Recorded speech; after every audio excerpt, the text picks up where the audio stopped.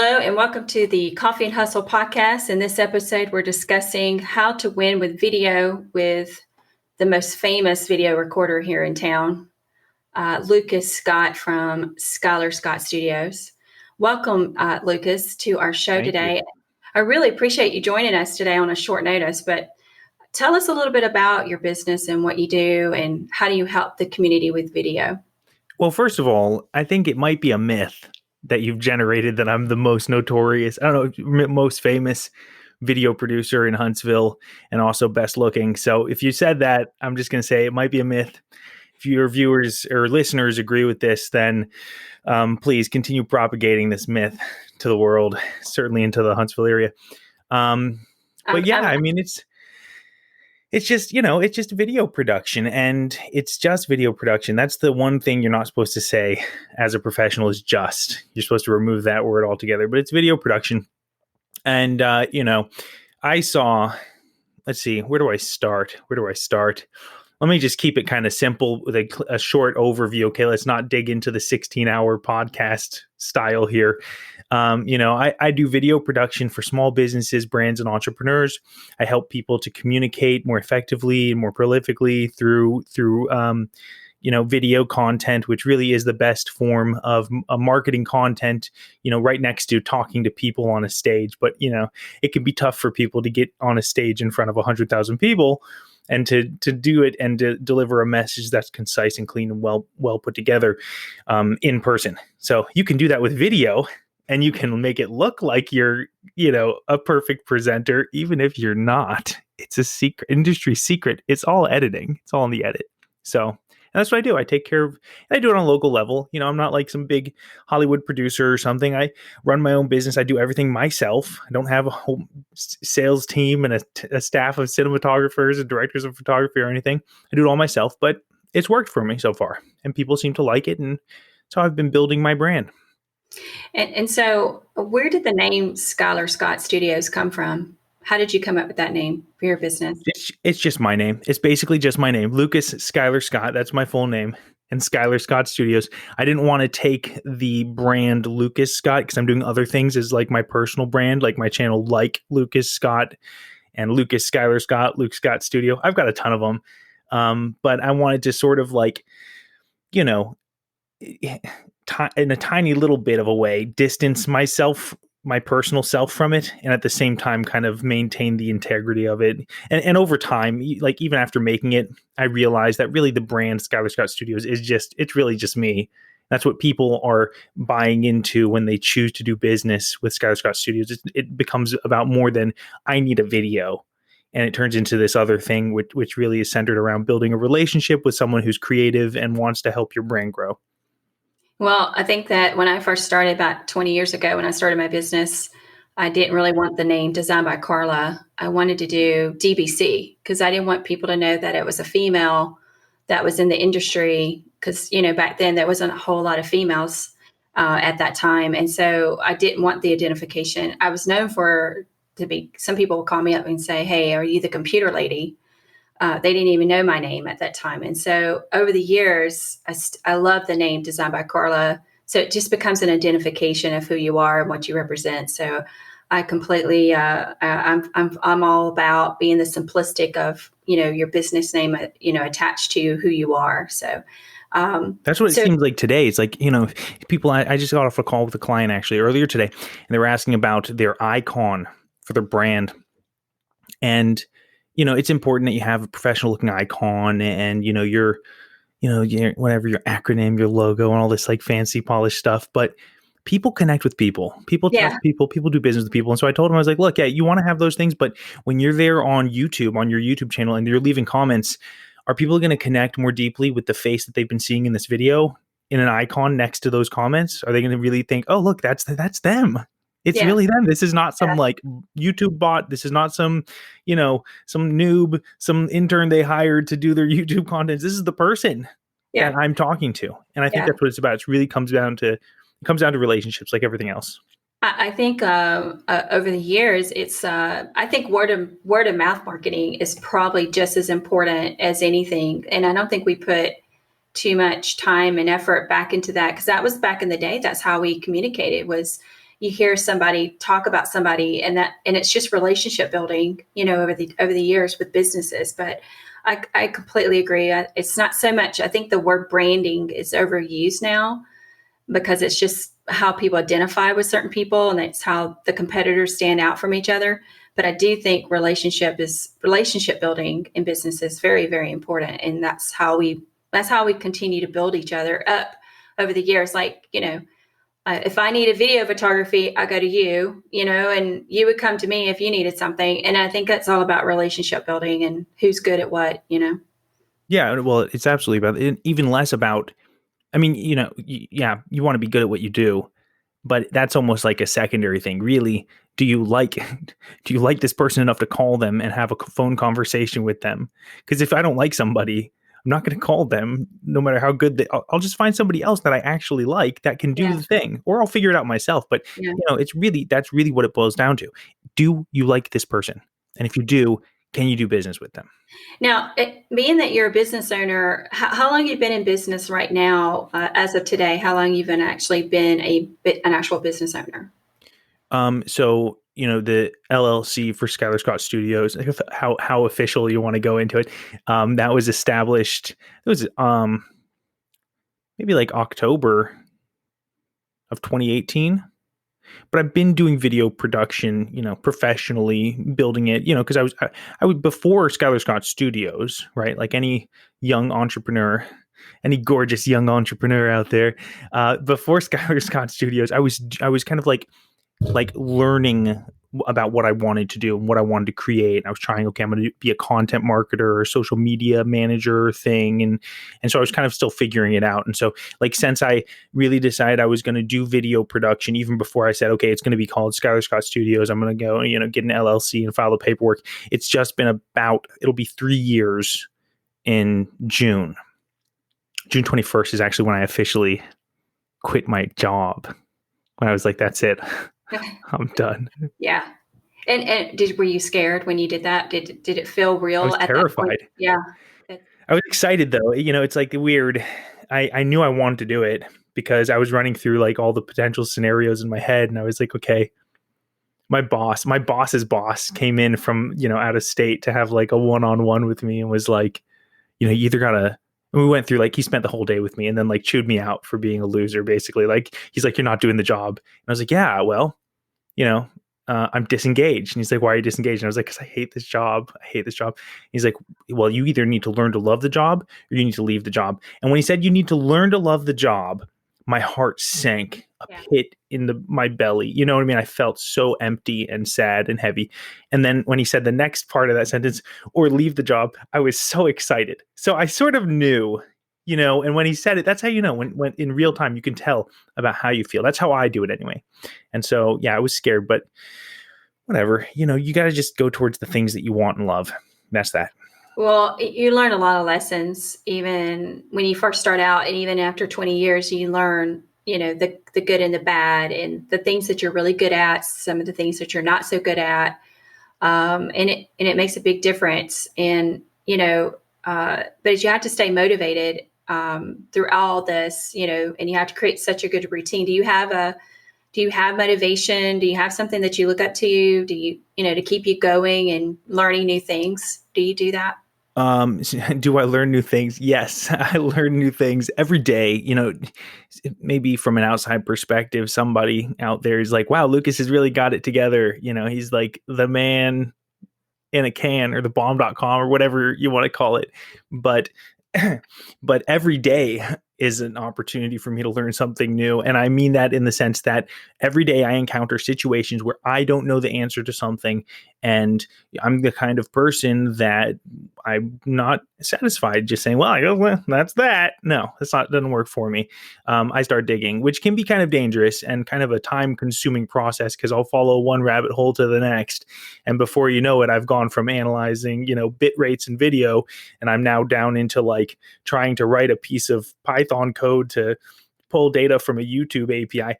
It's a little far-fetched, but it happens. And yeah, so I kind of spend most of my time learning. If I'm not earning, I'm learning is a saying I heard somebody say, and I thought, oh, that's really good, which is not great for my work-life balance, by the way. there also has to be some downtime, which I'm also learning how to do that.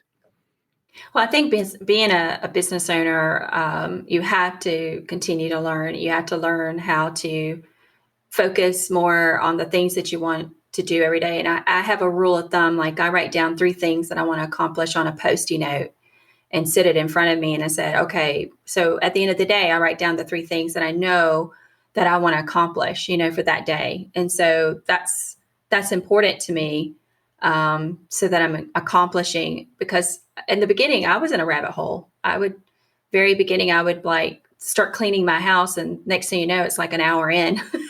I'm like, what am I supposed to be doing? I'm supposed to be working. And so I've learned how to be productive, and, so you learn a lot to be as a business owner.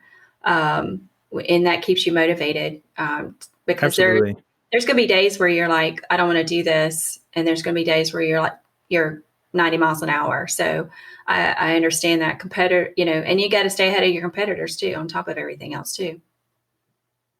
So do you have anybody that you look up to, as far as like, who do you look at online that keeps you in a right direction? Like, who do you go and look at YouTube videos? Like, who do you look at online? So for YouTube videos, for production quality and editing quality, I follow a ton of different people. I follow Daniel Schiffer.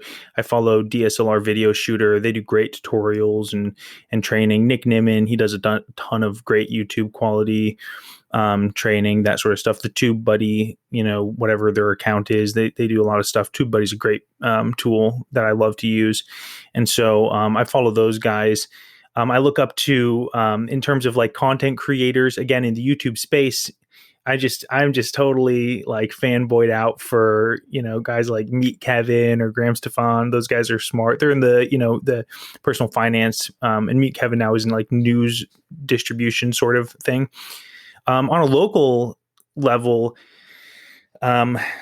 local national, I guess, because he travels all over the place. Director of photography that I really look up to and respect and just really aspire to be like is William Schweikert. He's amazing, and he's here in Huntsville, and he flies all over the place, everywhere, actually, globally, and produces films and short films and commercials and all kinds of amazing stuff. And it's funny, he's such a renegade. He's Pirate Bill, he's just, and he makes it happen. And that's what it takes, I think, certainly in film production, is you cannot have hard, fast rules to get a thing done. There's just a lot of different ways to achieve that and accomplish it. And film production it can get messy fast. There's a lot of moving pieces certainly with some of these bigger productions. And you kind of have to be a little bit of a renegade and just say, you know what, we're going to make this happen. And here's how. We're going to just figure it out.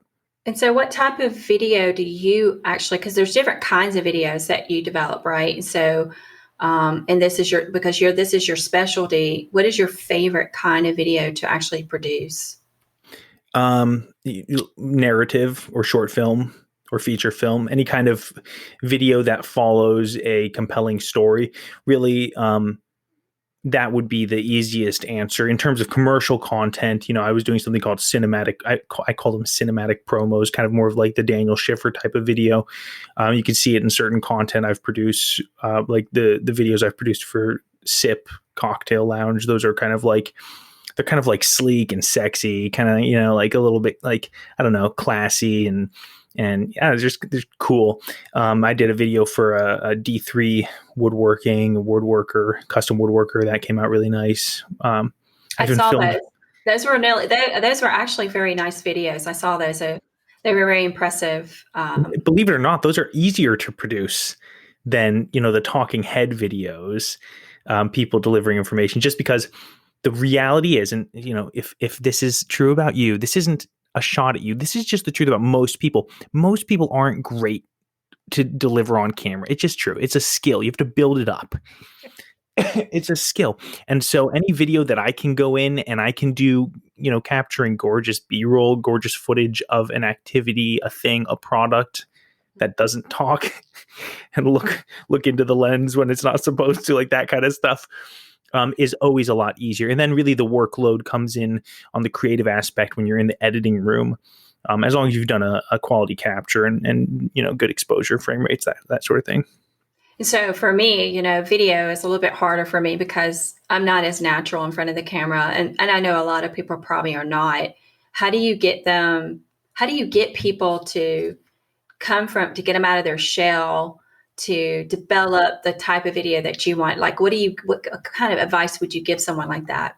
Okay, so the shortest advice is just stop being such a baby about it. Okay, just do it. Okay, if you're a business owner, you have Are to you talking market to your me? business. Are you saying I'm Yes, a I'm baby? talking to you, Carla. Get it together. Okay, you have to market your business to anybody out there who has a business and is feeling like, oh no, but I don't want to be on camera. Okay, that's fine. I get it. I do. I get it because I didn't always deliver the way I deliver now on camera. I sort of always liked being on camera. I wasn't always good at it though, but you just got to kind of get over it and begin to love it, or hire someone else to do it. That's it. That's the way to do it. And you can do it in a different, there's different ways before you go and make a commercial for your business. Okay. I get it. You don't want to put out something. It's risky. This is your brand. You've spent time and money and energy building it. Make some home videos, make some videos of yourself, make some videos for your kids. Okay. Talk to the camera, just talk to it, get in front of the camera and talk to it. And when you watch it, most people are going to say, oh my God, I can't stand my voice. I just can't stand my voice. And I'm like, come on. Give me a break. This isn't about you. This is about the person watching. So focus on that and just get in there and start doing it.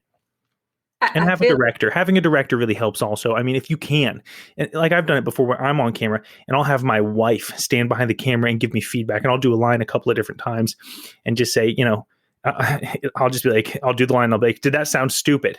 Was that stupid? Hang on.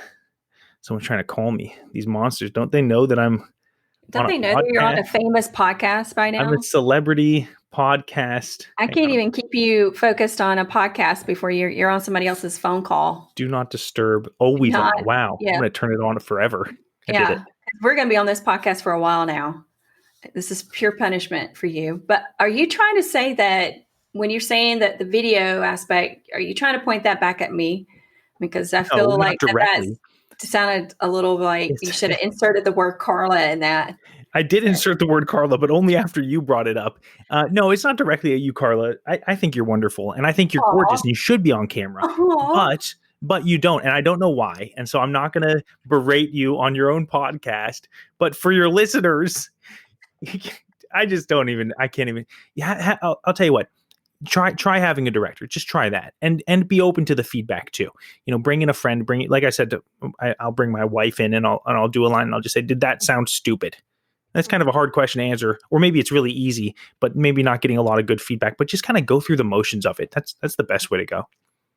Well, I mean, I don't really have an explanation on why I'm so much more comfortable on a podcast than I am on video. I just can say that I can get in front of a huge audience and talk to them, or I can do a webinar, or I mean, there's parts of it that I can do. And I'm very comfortable doing. It's just that I think it's when the camera's sitting in my face that I become more robotic and I need to, get a little bit more comfortable. You know what I mean? I mean, Yeah. you got to remember, I didn't have a Well, just website for drink 10 first. years. Just try that. Just drink it. Do a shot of tequila. Every time you have to do another take, you have to do another shot. Oh, that'd Yeah. be lovely. Oh yeah, you would Sure. be. Nuh-uh. Woo. I don't know about that. That but won't work. yeah, that might, there may be some things I might say. Bad advice. Bad advice brought to you Do by not Lucas. drink before you do video. Don't do it. Well, I mean, I mean, you could have like a glass of, it just, here's my advice. Again, whatever it takes just to get you kind of going. Okay. That's really what this is about. This is just like anything else. You just got to get going on it. And at some point, the pain of not doing it and knowing that you want to be doing it that pain's going to grow bigger than your fear of doing it. I hope. And I hope it's sooner than later because I know that y'all have it in you. And so just get in there, get in front of it and use an iPhone. Stop complaining about lighting and camera lenses, blah, blah, blah. Those are all excuses. Well, I mean, I think a lot of people, even my clients, they have a lot of excuses. And I'm not saying that in a bad way. I like my clients. I love them. But I think we're our own self-critic. You know what I mean? Like we're our own self-critic. Like it's very, in our generation, we didn't have all the technology that we have today. And remember back then when we first started our businesses, there wasn't this word called entrepreneur. It was like, hey, you want a business? Yeah, I own a business. But it wasn't like, hey, It's were almost a famous. fad these We days didn't have to influencers, be, and yeah. we didn't have people we looked up to. I mean, come on, we didn't have those people. We like You had a we set. self-help tape Well, cassette honestly, listen we to learned a lot by doing Ryan a lot of Tracy, yeah 10 steps to being more effective. Right. yeah I remember true those. true, I love but those tapes. but we didn't have those people that we could look up to and learn from. We kind of set the stage for a lot of the stuff that you're doing today. Yeah. I mean, honestly, Yeah. Well, I mean, that's how it goes. I'll put it out there. It's always, those forging to the edges of their comfort zones that are, paving the path for those who come next. And that's just how it is. I mean, that's even people on YouTube, like these days, YouTube, you have an incredibly high content quality expectation. It's true. You do. And also in the same stroke, I'll say you can also get away with putting out low quality content in terms of the video quality. The audio has to be good and the actual context of the quality has to be good. But when YouTube first started, it was garbage. There was so Oh much yeah. trash. Oh yeah. There's still tons of trash. It just doesn't serve it. You have to go find the trash on Well, YouTube now. the quality of video has gotten so much better. I mean, I remember when there wasn't even the word Google. I mean, Google wasn't even around when I started, but Yeah. You have just the AOL. Do you have an AOL? not anymore. You got rid of that? A long time ago. Nobody admit to having an AOL. Okay, I, guys. I, I think I spent $3,000 on a compact Passario, whatever the heck, the big Nice. monster monitor, and I thought I was I thought I was it. At the time, at the time. Yeah.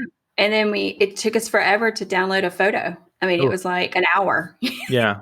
It was a high res 720p. Oh yeah. We were the the, schnazzles. the epitome of technology. Back then we were.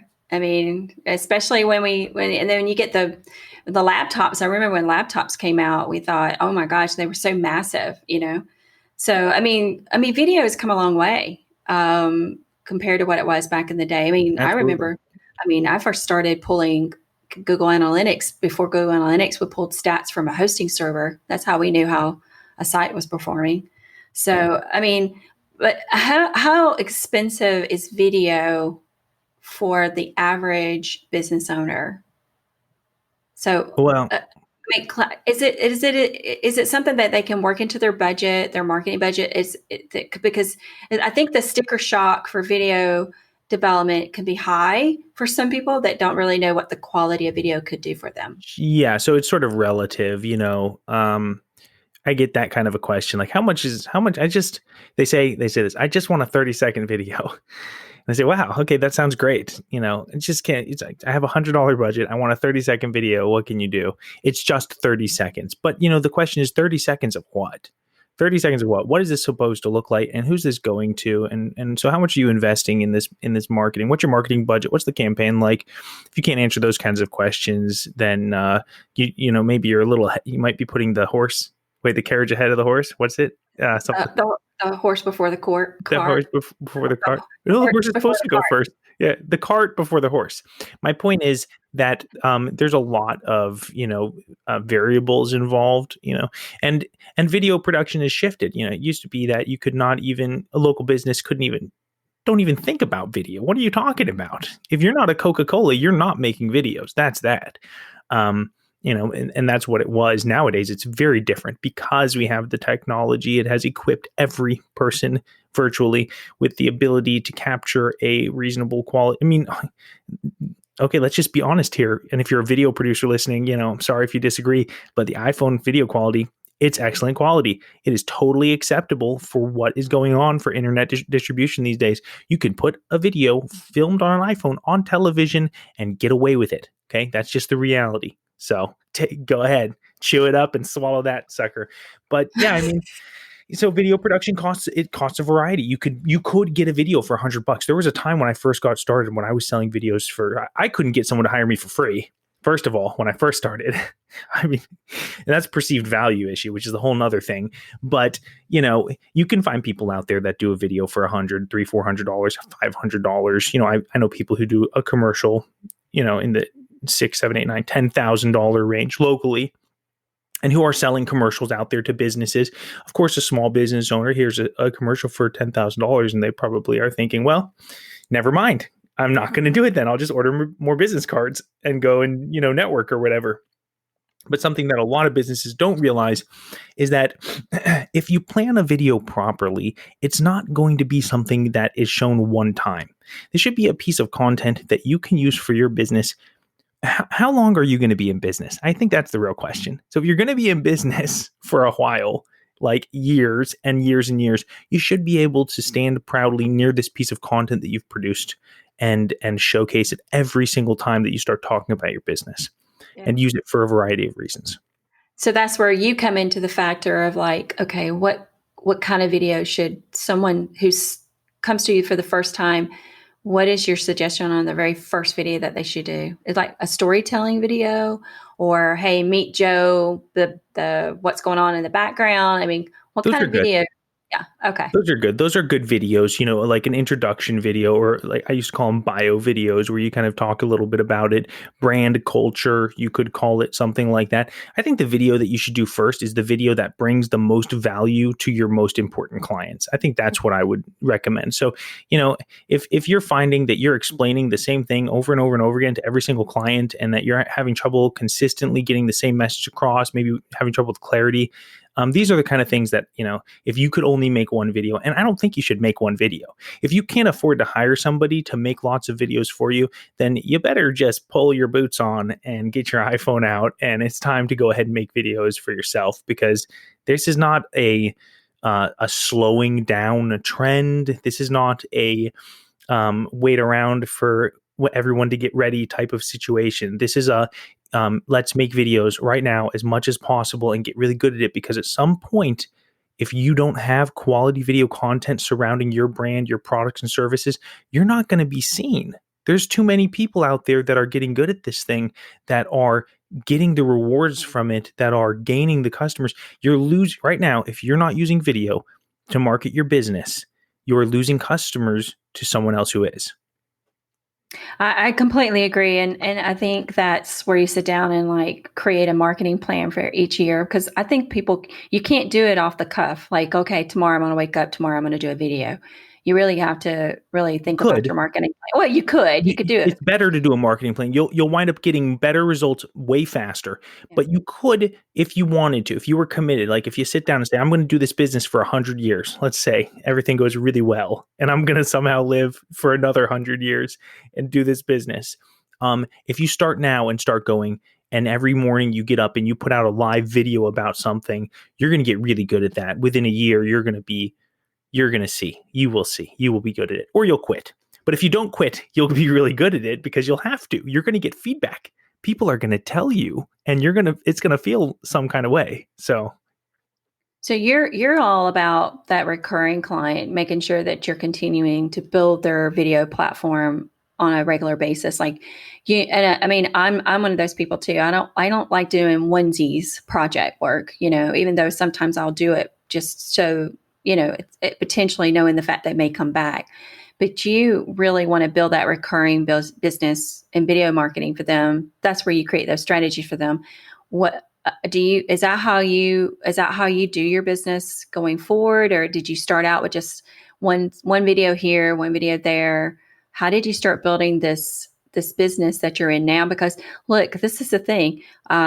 I've been in business for 20 years, and I know I'm not a video marketer, right? I mean, I know how to distribute it. I know how to write the content around it. I know how to put it on places, but I want to leave it to the experts. Like, you're the expert in video marketing. I'm a business to business strategist. I sell for my clients. I bring the leads in. So how do you convince them to put this in their marketing budget, and so that they continue to build this recurring? Like, how do they do that? Well, the first piece that should convince people is the fact that videos are everywhere. So you really can't go anywhere looking for a product or service and not find videos around it. And if you don't find videos around it, then the product or service is not visible. If you look somewhere, if you're getting leads digitally, if you're connecting with people and following up with them, these are all opportunities to be using video to do so. Because video is just a communication, medium. That's all it is. It's just a way of scaling yourself, right? And so maybe not everybody, but for me, certainly, I sell best in person. Or, these days, virtually, we're on a video call where I can see someone's face. But even better than that, I sell even better than that in person. I can read body language more effectively and faster. I can deliver my information faster. I can connect, in a deeper way, more emotionally. So if that is the case, then you are going to be a more effective salesperson, or your process, your business, your system will be more effective by having video. It's somebody's face. We relate to it more. We already know the statistics. We've been hearing about them for years. Video definitely and undeniably converts better. So these are some facts that, you can look at. But mostly, I think that mostly people choose to buy videos from me specifically. I'll be honest here. I think they mostly choose it because they really choose me. They really fall in love with me, and I'm not even joking. I don't want to sound. This is just true. They see how excited I am about Yeah. video production. Yeah. They already know that video's better. They do. Everybody knows it. If you're out there and you're selling billboards, I want you to know it's okay. Billboards are great too. They really are. They do a thing. It's all good. It's all marketing, right? And if you had unlimited budget, I would say put it all over the place. But if you're a smaller business and you have a very limited budget, then don't even think twice about it. You invest in a light and a microphone, and you start getting on video and just talk about your products and services. If you're running a business and you can't get on video aside, if you can't talk about your products and services comfortably for a couple of minutes, there's another problem that maybe needs to be looked at and addressed. And that's okay. Some people are at that level, but there's no reason not to be able to do that. But I think that's why people really buy it. There's not a lot of, I don't think I do a ton of convincing. It's mostly that I know the truth is video's better. And, whatever your budget is, and I don't know what it is, our clients are all over them. It's totally different for everybody. But whatever it is, there is a way to get video worked into your marketing plan, into your marketing program. You need it for your website, for your social media. You need to be building a YouTube channel. These are all, you need to be building a library of content that surrounds your products. If you look at the buying cycle for a customer, or if you look at a funnel, if you're designing funnels, you can see that video supports all of these things. So it's not a hard, convincing type of thing for me. I think it's just, I think going into the new year, I think that people are going to get more and more involved in doing video. So, and so the pandemic, hello. So selling in person has become even more challenging. It was already tough before, and now it's even more challenging. So now you have this other thing where it's like, okay, stay at home, don't go out and do stuff. And also save a ton of money by being more efficient, more effective. You produce it once, you can use it multiple times. There's just tons of benefits of it. Yeah. And the big drawback is I don't really like the way I sound on camera. Sorry if that's the drawback. Think about this. In 10 years, you're looking at your kids and they say to you, or your grandkids, or whatever level you're at, and they say, "Why did the business fail?" And you say, "I didn't like the way I sounded on camera." Okay. You really want to do that? Oh, you crack me up. So, I mean, honestly, I hope that I'll be retiring way before then. Yeah. Well, somebody will be like taking over and running you're not retiring in 10. Well, okay. You couldn't. Okay. You're always taking shots at you. Look, I think you're great. I just want you to know, I think you're great. Oh, you're so nice. When you think about videos, okay, and then how marketing integrates with each other, it's like the storytelling that goes with it. Like you got to let people know that you're there to provide a solution to their problem. And sometimes if you sit down and write down what everybody's coming to you, what problem do they really have? Sometimes you might find out that it's the same problems, and you can create content right off of that. Do you give people a list of content development, like what that content looks like a little outline? Yeah. So it depends on the budget, right? So how much money do you have to spend? That's probably I got $5. Yeah. Okay. I'm going to go to YouTube and type in video production and call me in 3 days. Okay. Or text me, just text me. Don't call.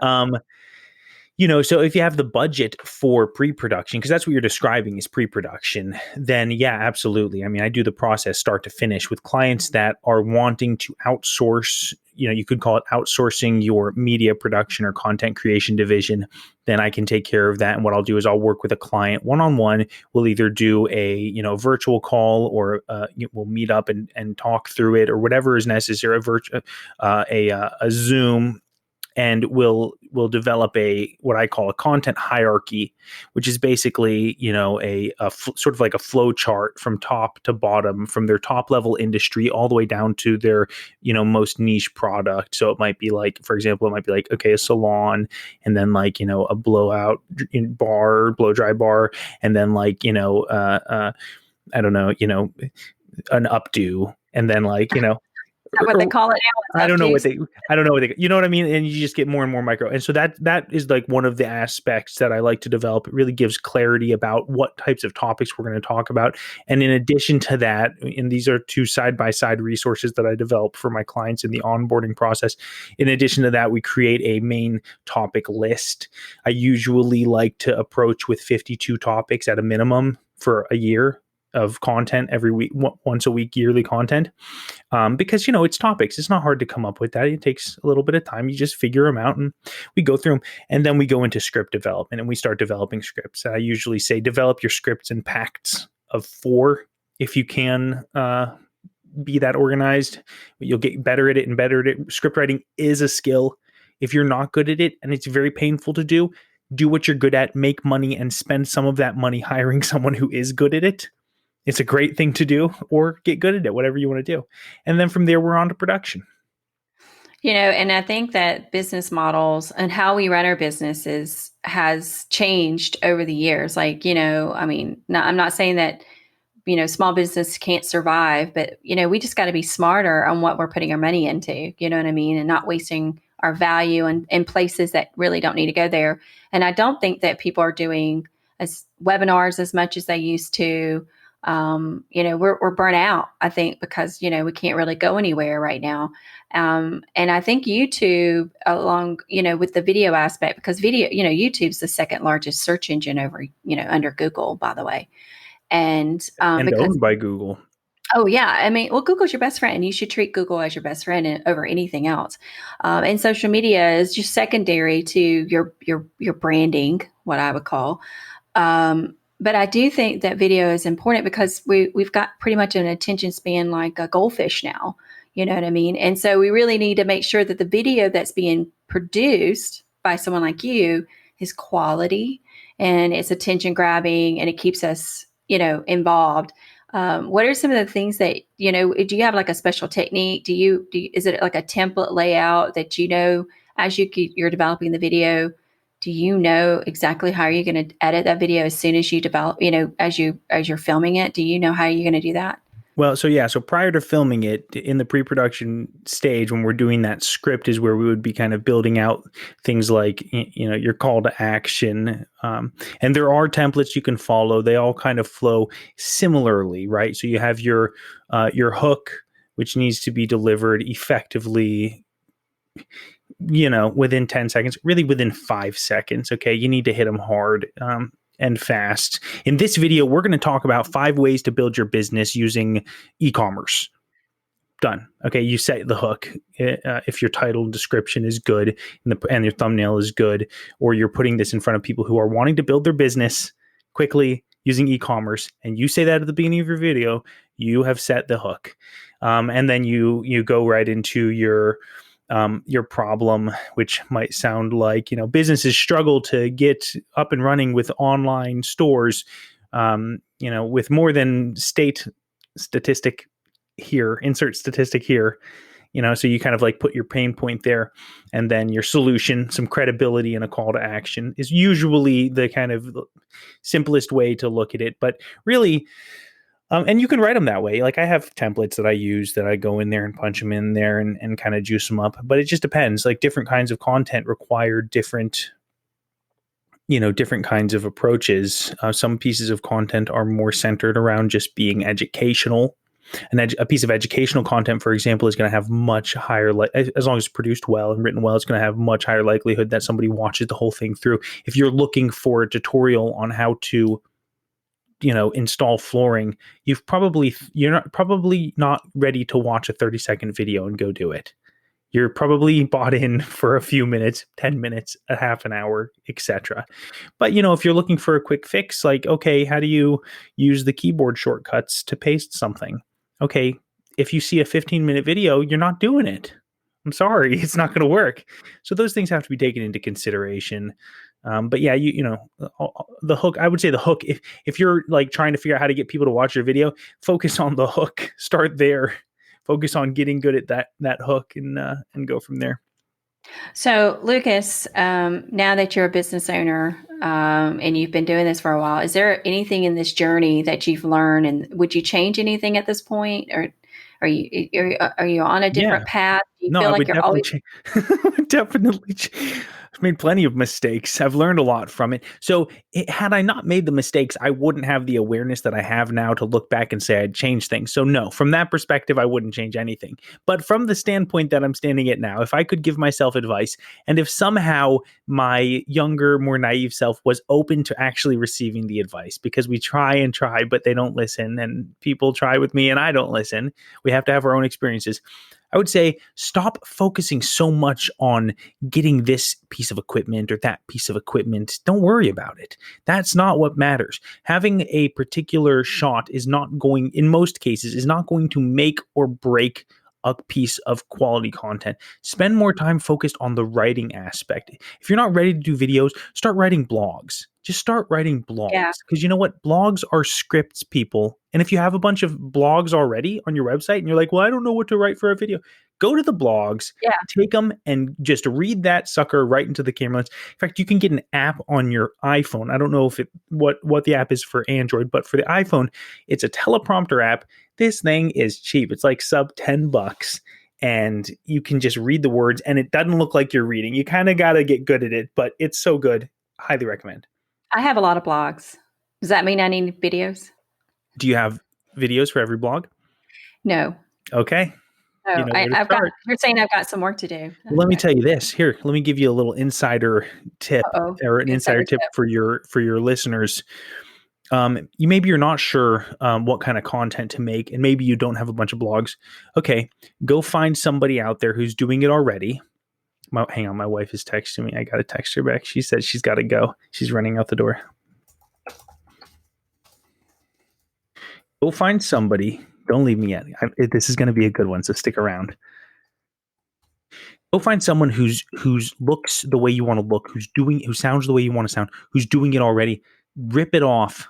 I'm giving you permission right now. Go find them, copy and paste it, and go in there and rework it. Okay, I don't want you to Yeah. plagiarize it. You got to rework it. Okay, make it Yeah. your own. Yeah. You got to make it your own. Don't just rip it off. That's not a Don't good rip advice. it off. But use it for inspiration. That's what I'm saying. Is emulate. There's no need to reinvent the wheel here, people. It doesn't make sense. Go find someone who's doing it, understand their content, see what they're doing that's making sense, that's getting traction. What videos are they putting out? Are they not putting out videos? You could win this. You put out the videos. It could be you. So. Yeah. Well, I completely agree, because I do watch a lot of videos and I see things that inspire me along the way. And so I look at it going, I can do that too. You know what I mean? But it's just getting that courage to get in front of the camera to do it. And today, now that you've given me some good advice, I think I'm going to take some of my blogs and actually go Convert read them. them and convert them.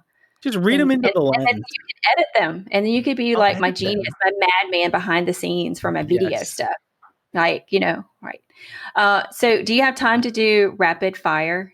Yeah. Let's do it. So I'm going to ask you 10 questions so that we can get to know you on a non-business level. You know what I mean? Because, we try to be entrepreneurs and on point all the time, right? Sure. But we want to have a little fun with you. So I'm going to ask you some questions and you got to answer them to your best ability. Okay. So rapid fire. Number one, if you could be any animal, what would it be and why?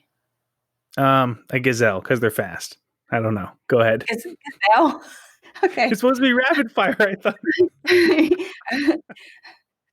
I can't see you as a gazelle. Okay. I So I don't know if I can see Lucas that running. answer not acceptable. An eagle, a bald eagle, because I'm going bald, right? Bald. In So the you're going to be, now that I can see you flying around. Oh, rude.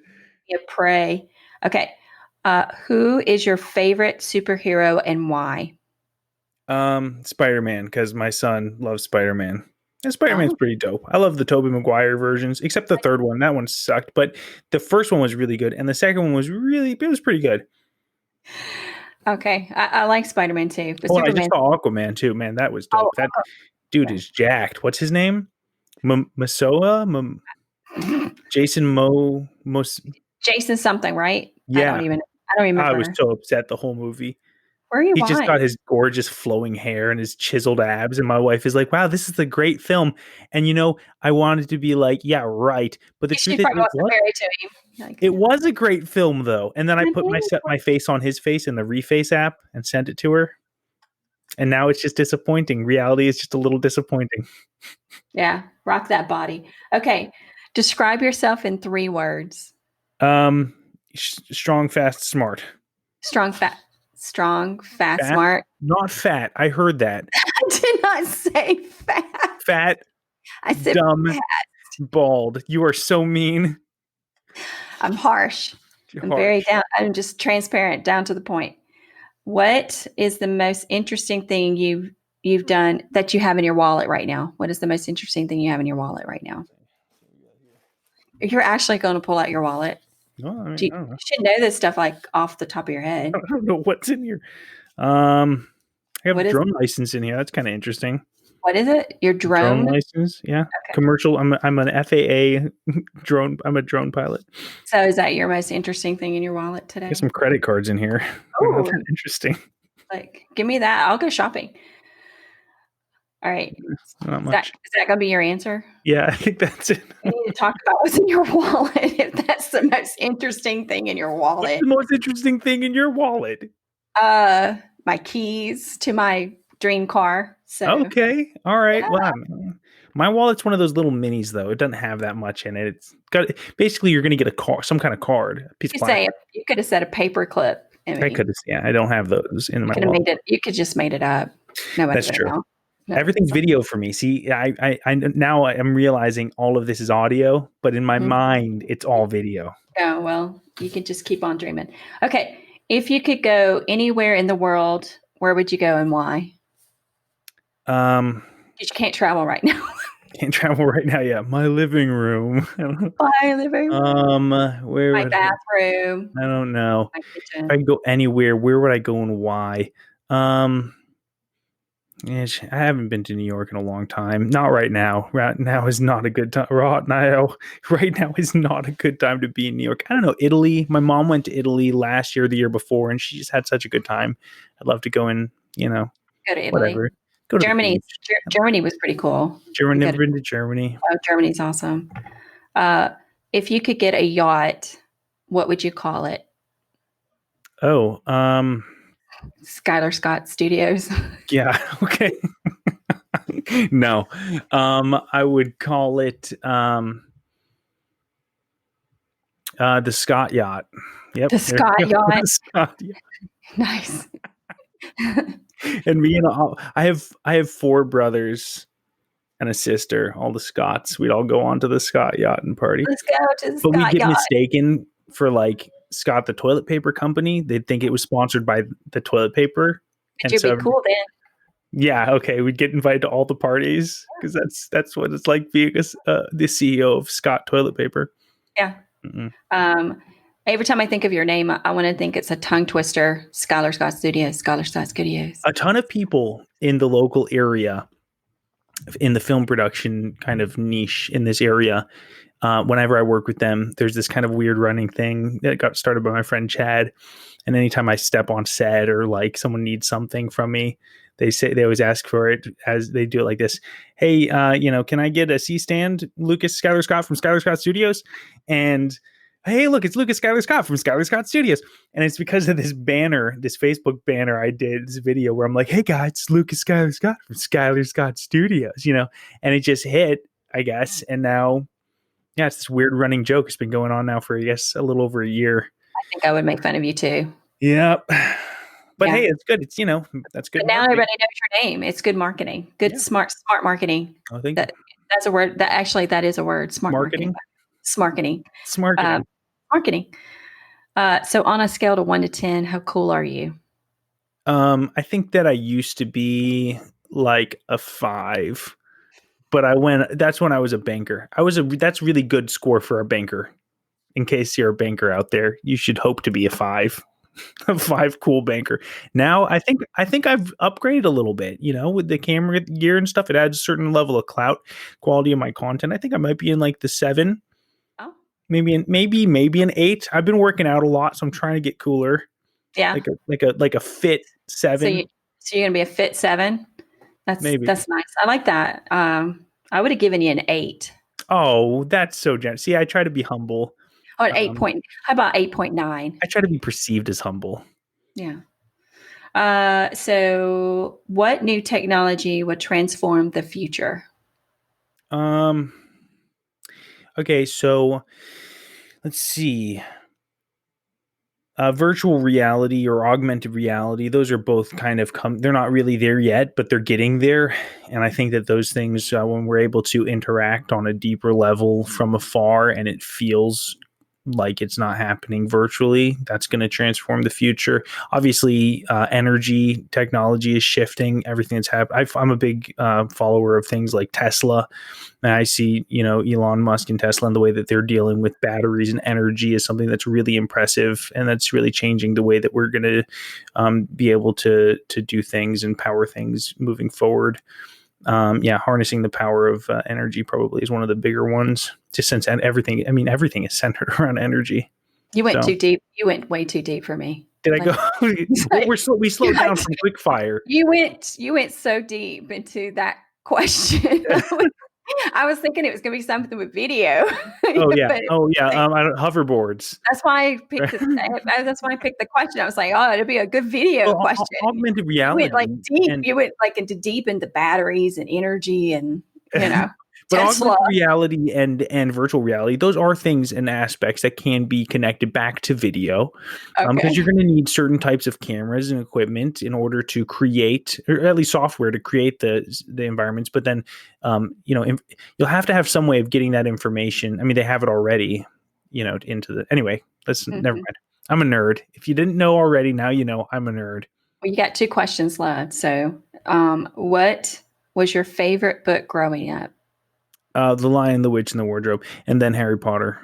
Harry Potter. Oh, I read Harry Potter. Yeah. My favorite book was Frankenstein. Nice. That's a great book. Yeah, because it was written by a female, by the way. I didn't know that. What about Young Frankenstein? That's a beautiful film. I've read all those books. Werewolf. Werewolf. You just wanted to say the word. Werewolf. Okay, last question. If you're stranded on a tropical island, what 2 things would you want to bring with you? I don't know. Geez, I don't know. A boat obviously would be a good answer. But if I couldn't have a boat, like I couldn't have like the game ruining thing, then I think I would like to have in the perspective of trying to survive, I would need some tools, probably an all tool, maybe a hatchet, a way to make fire. I don't know. Some sushi. That's not a good answer. Those are terrible. That's not even rapid fire for you. What would you bring? I would have thought you would have said video. I would have brought my video camera. You would have bring a video camera. Yeah. I'll bring my cell phone. Yeah, I brought my cell phone. And a quality microphone. Invite people over to my island. If I could only bring 2 things, it would have to be, I'd need audio. That's the way. Yeah. Audio, video. Well, Lucas, it's definitely been a pleasure having you on my podcast today. And I was a little nervous having you on here. Because I get nervous about everything I do. I'm a celebrity? Okay. You're so famous. And, it's not about me. I'm trying to impress you. Well, this has been an impressive podcast. I've had a lot of fun. It's been a good time. Thank you so much for having me on the podcast. We'll do another one soon. Definitely. This was fun. Yeah. Maybe we'll video it. Maybe better make. Yeah. If you're listening right now, you better get out there. If you feel at all like you want to make videos, just start now. Trust me. Go. Yeah. And definitely call Lucas to do that. So thank you, Lucas. And thank you for listening today in this episode on how to win with video with Lucas Scott, Skylar Scott Studios. On the Coffee and Hustle podcast. Again, we'll see you again soon.